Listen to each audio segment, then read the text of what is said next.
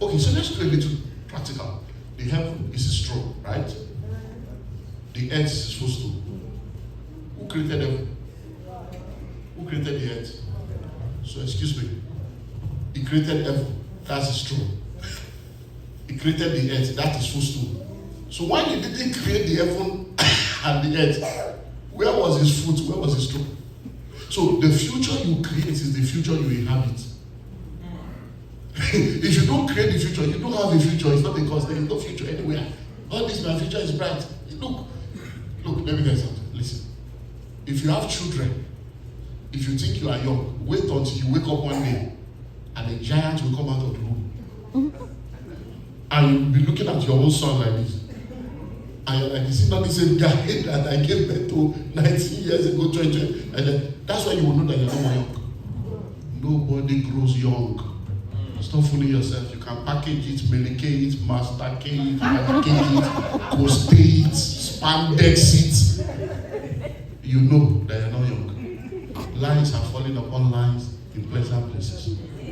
So financial planning begins with you understanding that the future you are dreaming of will never happen until you do something about that future. Nobody will plan your life for you without your direct involvement. And the problem I have, look, I'm a pastor. I've been last year I said 3 years in ministry, but I hate religion. Religion is more dangerous than the church has done more damage for people than we can ever imagine. Because we practice Christianity as a religion and it has ruined our life.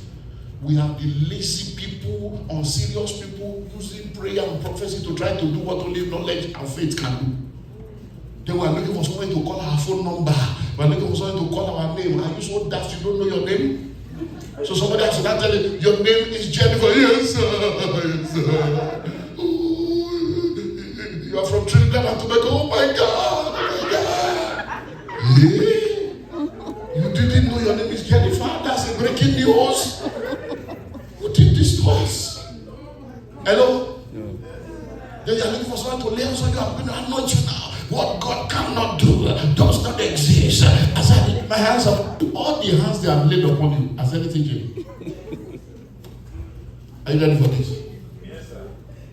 Every man of God on earth can pray as long as they want. Nobody is anointed to answer prayer.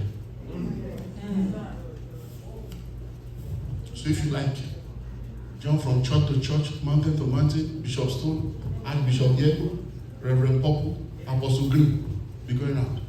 There is nobody that can answer prayer. And if the God that is going to answer prayer have found you unworthy for the answer, He will keep you where you are supposed to be until you learn what you are supposed to learn. It is called the wilderness experience of life. And that's why it has different levels of what He will give you. Sometimes it is patience you need, He will give you patience. When He sees that you need more than patience, He will give you endurance. When He sees that you need more than that, He will give you long suffering. Whether you like it, He has all the tools to keep you where you are supposed to be until you learn the lesson you are supposed to learn. Many of us need to wake up like the prodigal son. He said he came to his senses because we have lost our senses. We need to now come to control. Because listen, because if people talk, you will be angry until poverty speaks to you. When the life talk to you, you will now learn by force. Because if you refuse to learn by revelation, you learn by experience. So you need what? Financial plan. And financial planning begins with what? Being ready to do what? To be part of ensuring that you do what needs to be done to bring that future to pass. Another thing that is important, because this, if I need to finish, I'll stop here to get the rest of the book. Now, because this is very key. Financial planning is also about managing the seasons of your life. Hello? Yes. Now, there are 4 seasons in the life of every individual: morning, afternoon, evening, and night. The first 25 years of your life is the morning. The second 25 years is afternoon. The third 25 years is evening. The fourth 25 years is night. So between age 0 to 25 is your morning. You know, I read verses 15 to 17. But I said we'll stop at 15 because of time. Now, if you study 16 and 17, he said, woe to you, O land, when your king is a child that eats in the morning. For strength, that eats in the morning. But blessed are you, O land, when your king is the son of nobles that eat well in due season, for strength and not for drunkenness. So you now see that morning there is not breakfast. That morning is a season, because he said in due season. Now, you see, the morning season of your life is what we call the learning season of your life.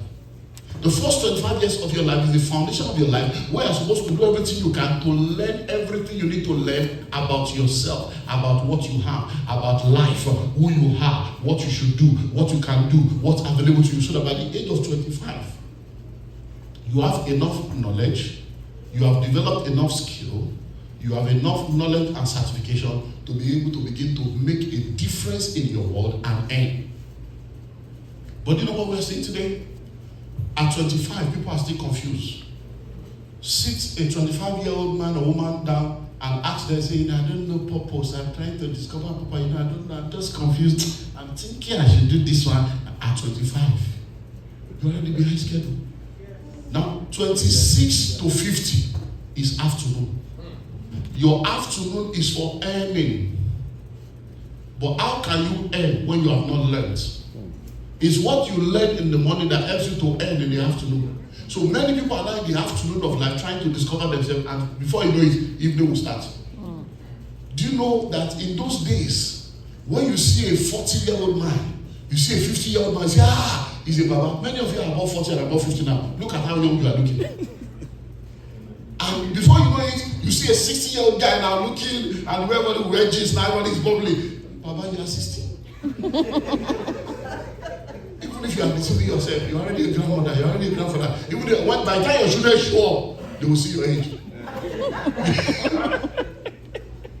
Many of you are in the evening of your life now, and you're still struggling with money issue. And that's why we are seeing in our community this problem happening, where the parents in their evening are now messing up the morning of their children. Because the children now have to carry a load that does not belong to them. Let me leave that aside. So what am I saying? Understand your season. Don't do what others are doing, because nobody is your mate. You are a mate to yourself. Don't compare yourself with anybody. Do what you have to do within the seasons of the life that you are in. So let's go deeper. 3 things that will help you in financial planning. Number 1, I call it A, D, C. A, D, and C. A, ascertain your location. Ascertain your location. D, determine your destination. Determine your destination. C, choose your vehicle. So to help us, let's repeat it together. A, D, C. So let's take it one by one. So number 1, in order to plan well, if you get the School of Money book, Part 12 book, the first thing you're going to see, there's what I call the financial intelligence test. The purpose of that test is to help you ascertain your location. You see, you know everybody's looking fine now.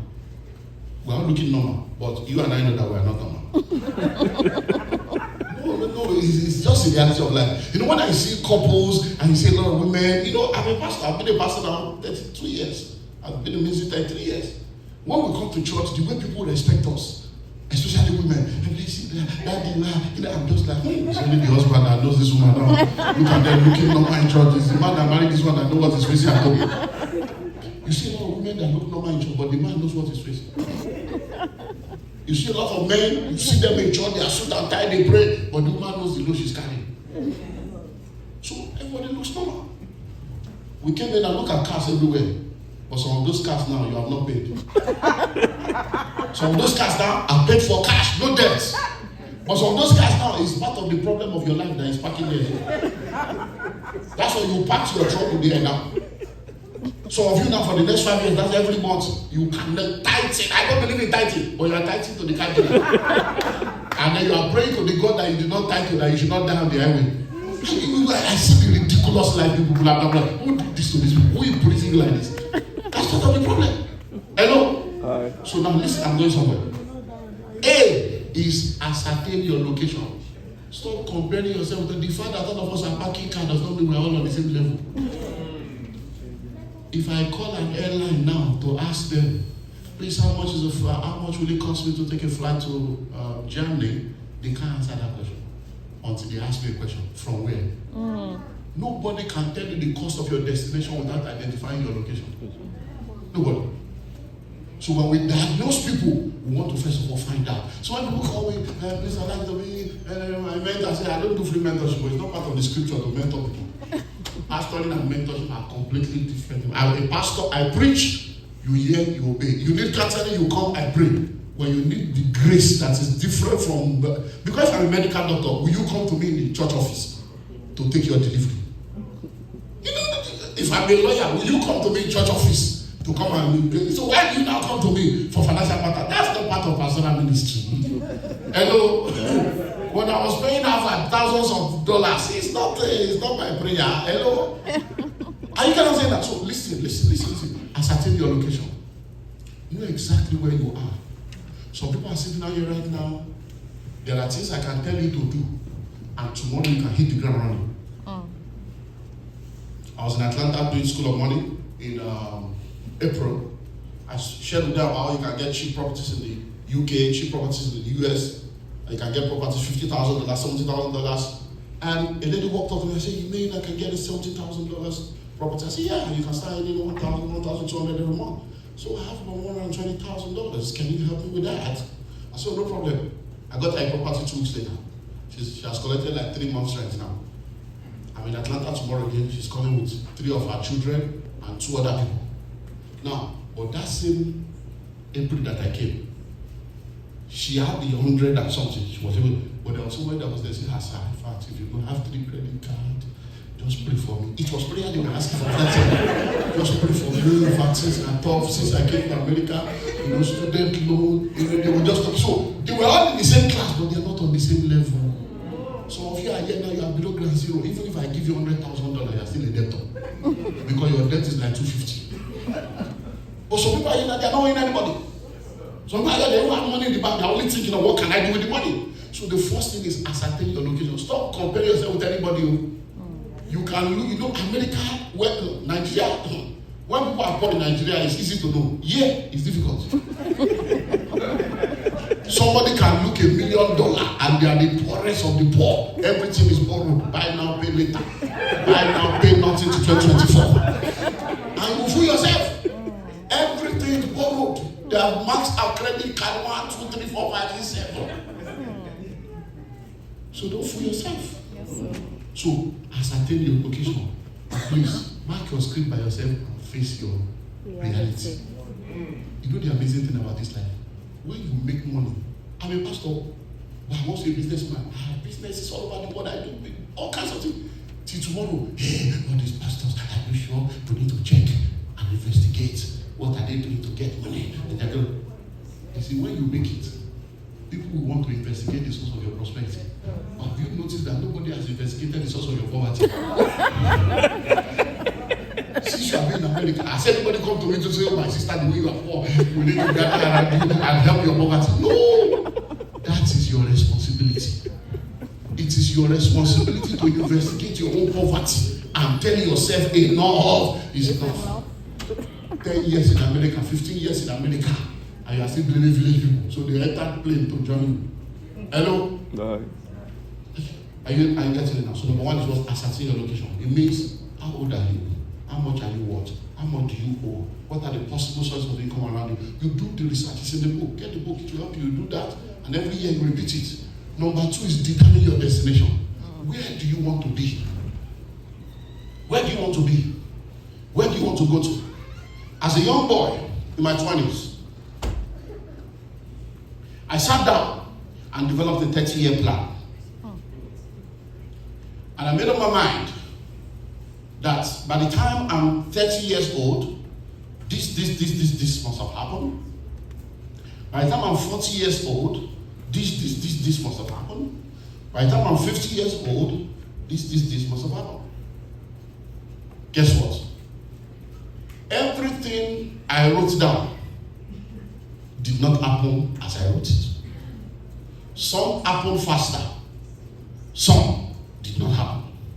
But because I had a plan, it helps you to be able to adjust and plan stingy. I told myself, by the time I'm 30, I would have gotten married and I would have finished giving birth to children.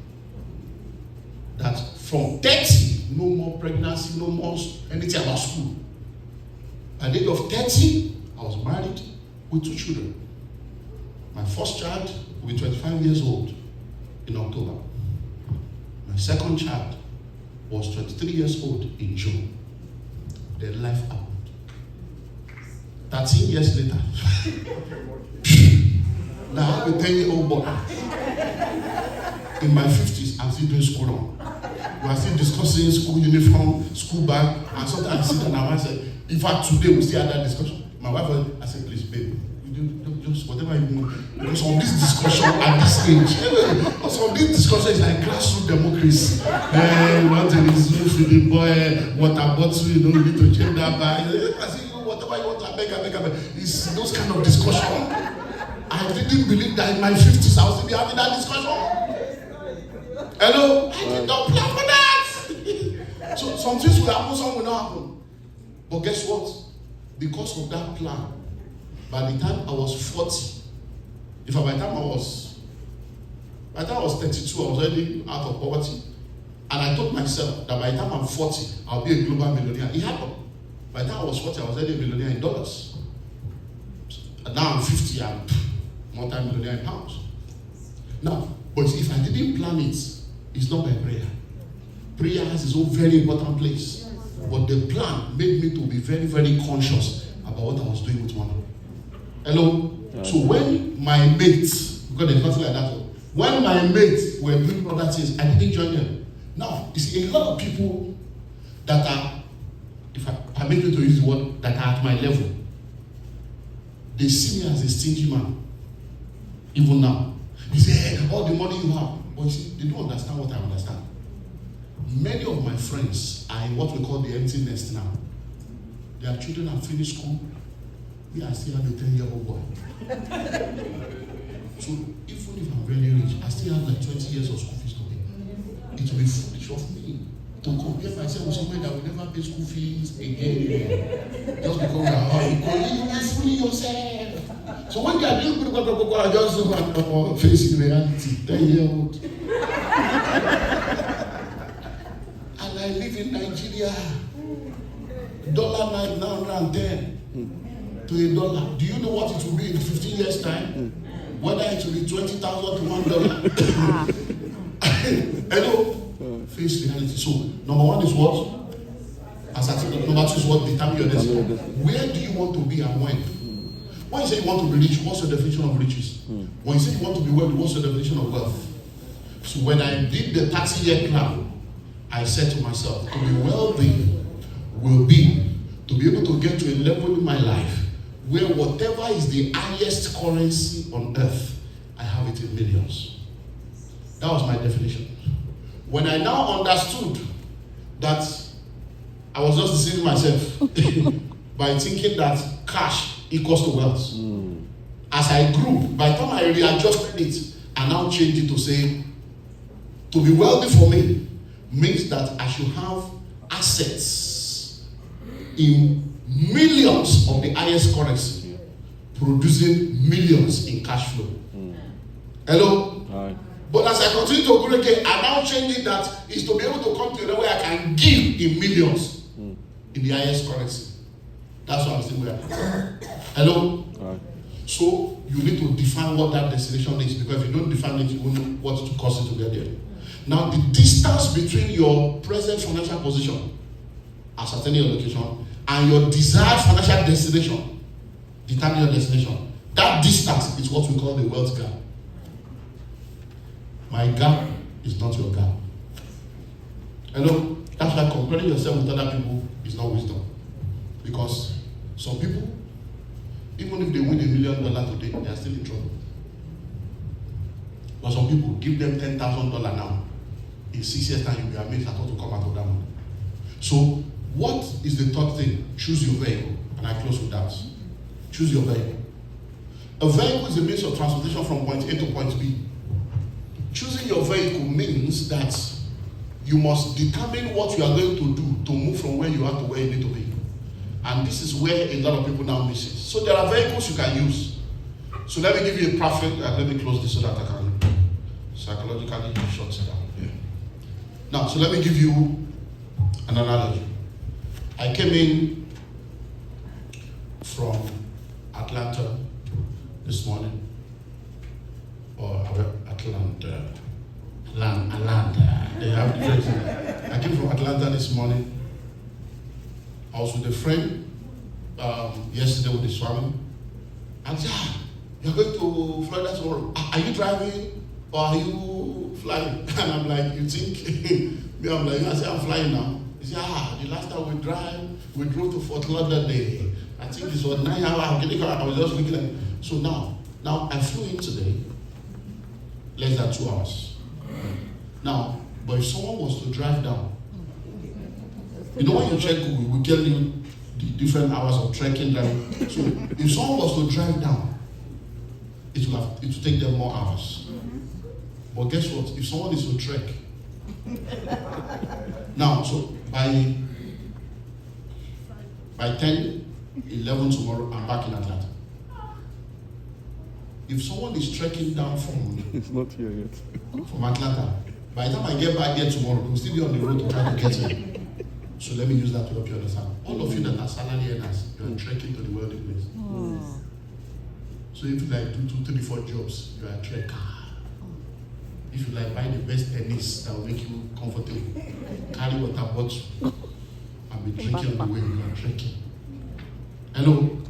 So as long as you choose that salary is what you want to do, you are a trekker. Salary alone can never make you wealthy. But salary plus investment can help you. And that's another, so you get the book, you see how to create wealth as a career person and all the other things you can do. So number one, salary is trekking. So there are 4 vehicles that can help you. I drop it and I close because I can't finish everything in 1 meeting. 4 vehicles. Number 1, entrepreneurship.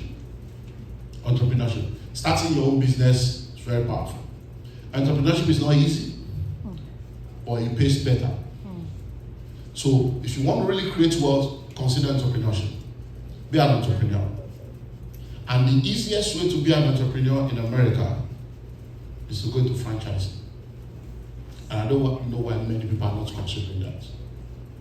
When you go into franchising, you are leveraging on a model that's already successful, a model that is already working, and then you're able to ride on that. And I don't care the passion you have, I don't care the industry you think you want to go into, there is a franchise in your industry. All you need to do is to sit down, research it, and plug in. With as little as $10,000, $30,000, $50,000, you can have franchise and you become a CEO overnight and begin to run things. So entrepreneurship is number 1. So instead of having to wait for people to pay you, build something that will make you to pay people. Number 2 is to play the money market. Play the market. Now when we say money market, I'm talking of both capital market, money market, and everything put together. Play all those fields. So you want to buy shares, you want to buy stock. Isn't it amazing that we have Apple phone, we have iPad, and you don't have Apple shares? Isn't it amazing that you're on Facebook and you don't have Facebook shares? Isn't it amazing that many of the products you drive Toyota cars, you drive Lexus, you drive Jeep, and you don't have any shares in there? That's not wisdom. Everything you see people using, the more you see people using it, there are people making more money than those that are using it. So begin to think of how you can begin to invest. S&P 500. Begin to invest. Go to the stock market and begin to plan. And when you're going to the stock market, please determine to be a stock investor, not a stock trader. So if you are going to be stock trading, you will just die before your time. So just be an investor. Because over time, you will always win. Number 3 is real estate. And that's where I play. Make sure that I play real estate.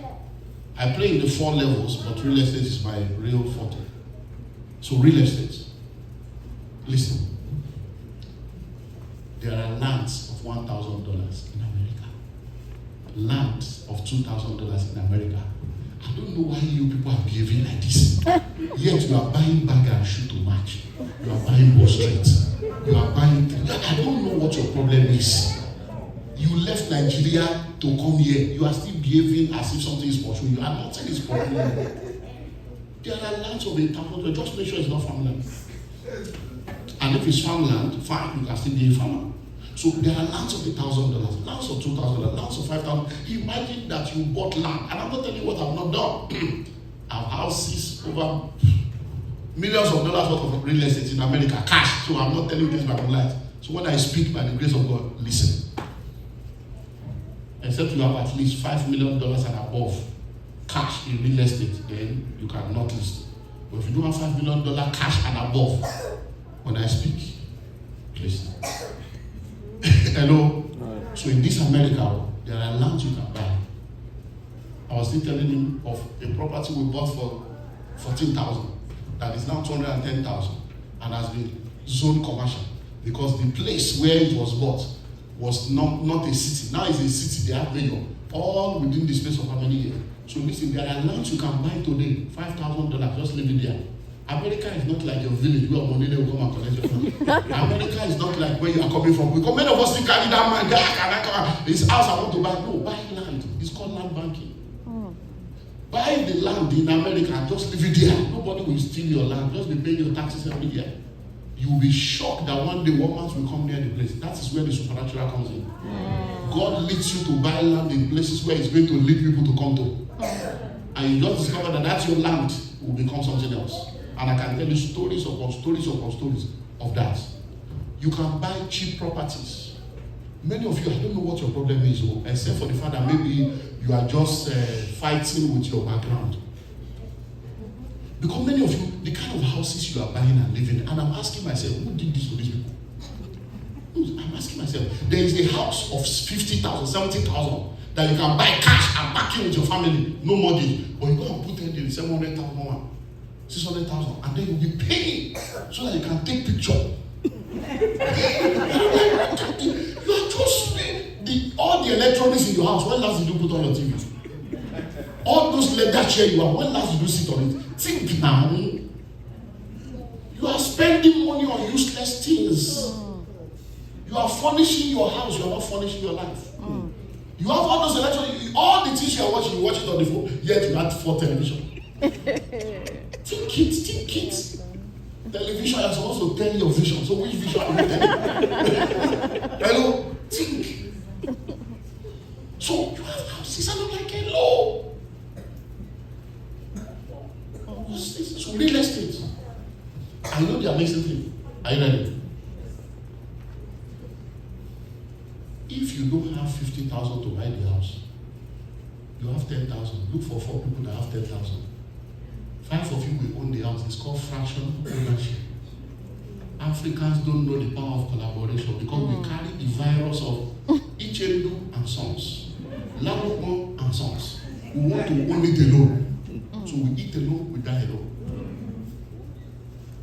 Listen to me. It is better to own 10% of a billion than own 100% of 1,000.